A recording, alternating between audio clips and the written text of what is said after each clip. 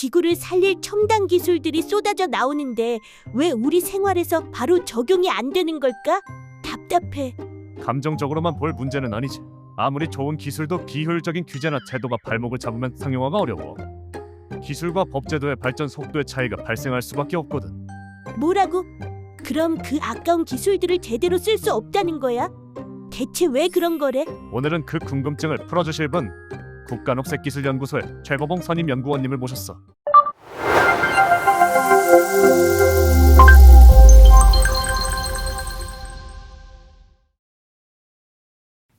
안녕하세요. 국가녹색기술연구소 제도혁신센터 최고봉 선임연구원입니다.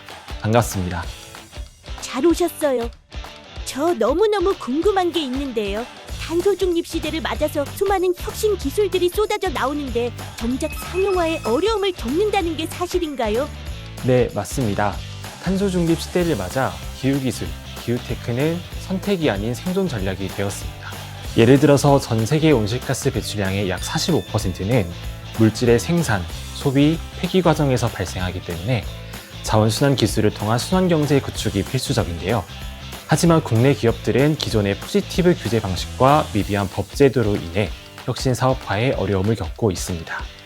포지티브 규제 방식이란 무엇을 의미하나요? 간단히 말씀드리면 법에 열거된 허용 대상 외에는 기본적으로 모두 금지하는 방식을 뜻합니다. 얼핏 들으면 아주 엄격하게 관리하고 있는 것 같은데요. 이 방식이 기후테크에 어떤 영향을 주나요? 포지티브 규제 방식이라는 건 결국 원칙적으로는 모두 금지하지만 예외적으로 일부를 허용한다는 뜻이니 결국 최소한의 허용입니다. 자원순환 분야를 예로 들면 현행 폐기물 관리법에 따라 법령에 규정되지 않은 방식이나 재료의 활용이 원칙적으로 제한됩니다.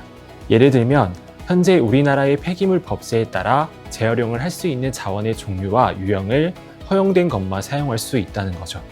이로 인해 법령에 명시되지 않은 새로운 기후기술이나 재활용 방식을 적용할 때 신사업을 추진하는 것이 어려운 실정이지요.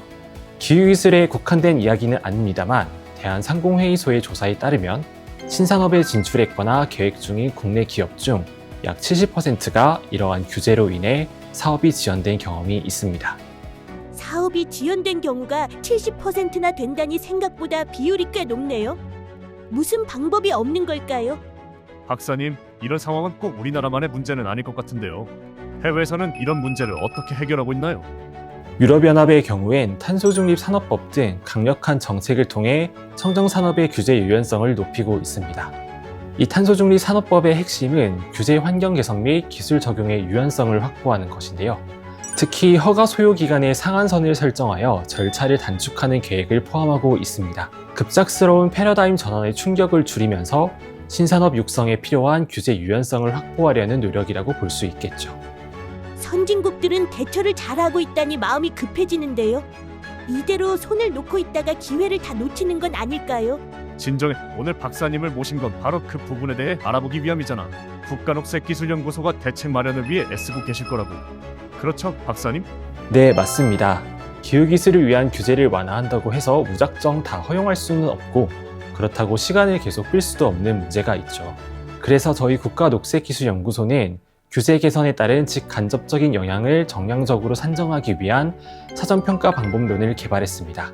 이 방법은 사례를 분석하여 비용과 편익 항목을 유형화하고 폐기물 및 자원순환 분야에 특화된 정량적 계산식을 마련해서 어떤 규제를 개선하고 완화하기 위한 객관적인 정보를 제공하기 위해 개발되었습니다. 역시 든든하네요.